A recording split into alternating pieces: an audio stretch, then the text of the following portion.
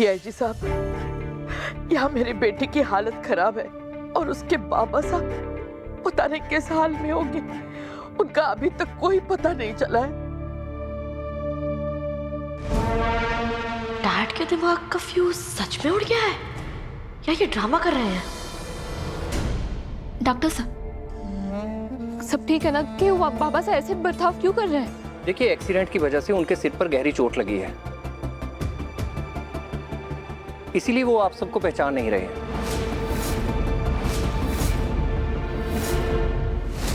What a twist! Means dad को कुछ याद नहीं कि भोला पे अटैक मैंने किया था। कुछ टेस्ट करने के बाद ही आगे का सही तरीके से ट्रीटमेंट कर पाएंगे हम।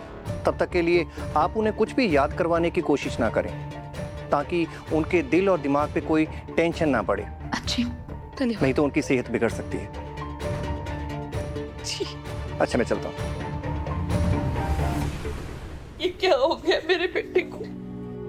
Chandrakant, calm down mom. दादी साहब, शांत हो जाइए। दादी साहब, मायरी जान है तो जहान है। कम से कम बाबा सा घर तो लौट आए। हम सब कितना डर रहे थे। और आप लोग अभी चिंता ना कीजिएगा, हमें बाबा सा के सामने बिल्कुल भी ऐसे ना रहना है। हमें खुश रहना है ताकि वो जल्द से जल्द ठीक हो जाए। अभी डॉक्टर साहब ने कहा था ना कि उनके टेस्ट हो जाएंगे तो फिर वो ठीक हो जाएंगे।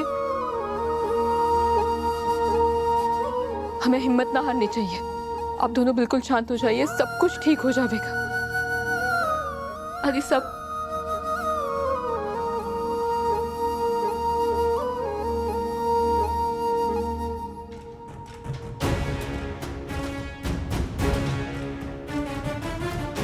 नो वे, डैड ठीक नहीं हो सकते। ठीक हो गए तो मेरा सच सबके सामने बोल देंगे। कुछ करना होगा।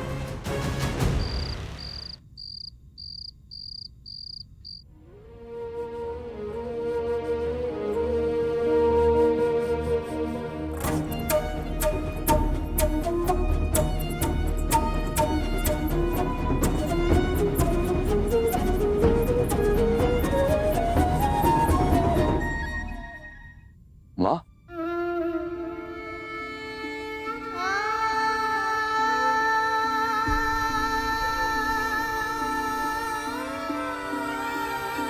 अब ठीक है?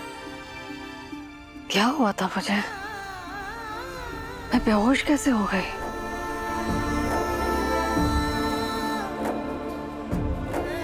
एक दूसरे की शक्ल क्या देख रहे हैं आप लोग? मैं कुछ पूछ रही हूँ। बोलो वेद, क्या हुआ था? मैं बेहोश कैसे हो गई? नहीं माँ, कुछ नहीं हुआ आपको। क्या होगा? आप कुछ टेंशन ना, तो उस वजह से आपका बीपी शूट अप कर गया था और कुछ नहीं। स्ट्रेस तो होगा ही ना। जब बेटे को ही माँ की परवाह ना हो तो।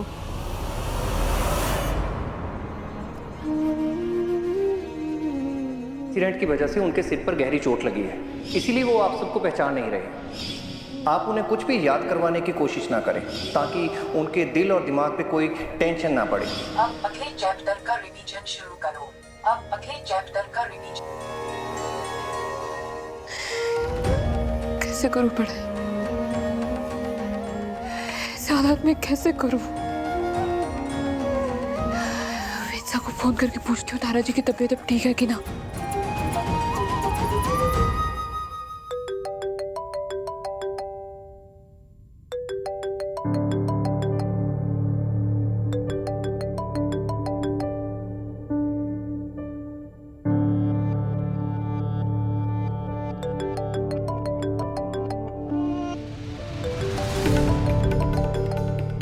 सोच क्या रहे हो?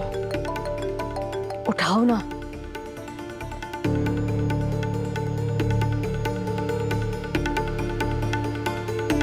जरूरी तो है अब सब कुछ तुम्हारे लिए। मैं हो ही कौन? नहीं माँ, ऐसी बात नहीं है।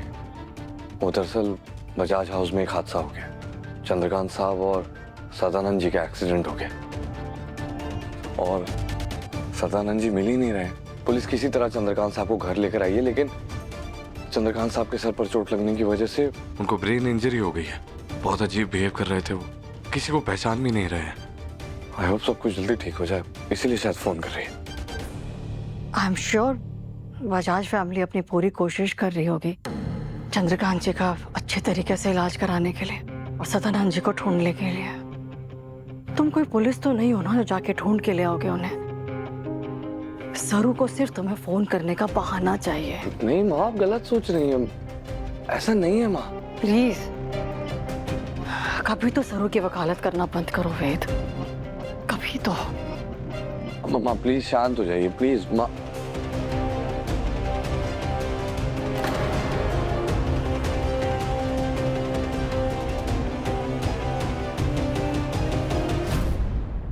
आपको ठीक होना होगा।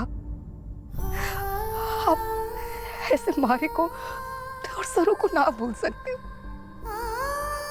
आपको सब कुछ याद करना होगा,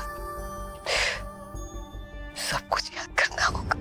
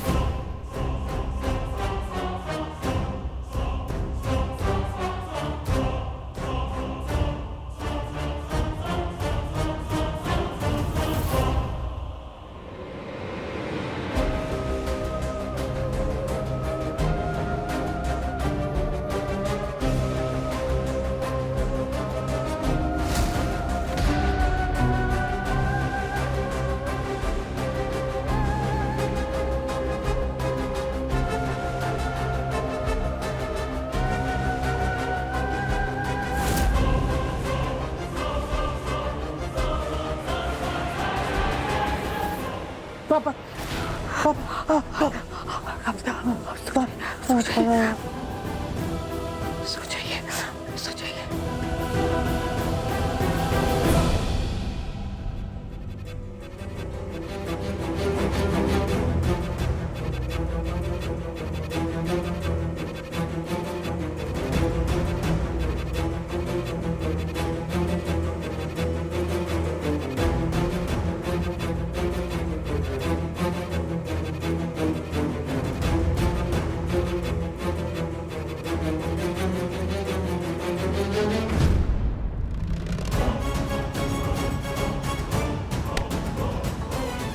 पुअर डैड, जिंदा बच गए पर किसी काम के नहीं।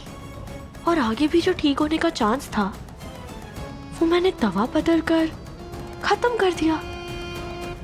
एंजॉय।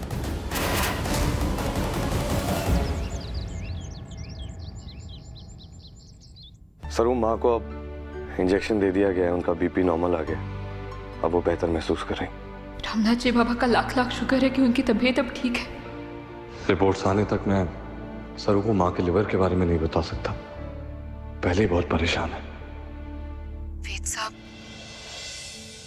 अठे माहिर अपना दर्द छिपाने की कोशिश कर रही,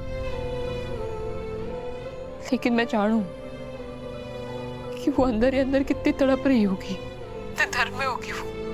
दादी सा का रो रो के बुरा हाल है, दादू सा कट्ठे कुछ बताना। और बाबा साहब, सरू तुम फिक्र मत करो, मैंने चंद्रकांत साहब के लिए यूएस के बहुत बड़े न्यूरोलॉजिस्ट से बात की, वो बहुत जल्द जवाब दे देंगे। और मैंने कमिश्नर साहब से भी बात की है ताकि वो दादाजी को ढूंढने में हमारी मदद कर पाए। हाँ, तुम फिक्र मत करो, सब कुछ बहुत जल्द ठीक हो जाएगा, डोंट वरी।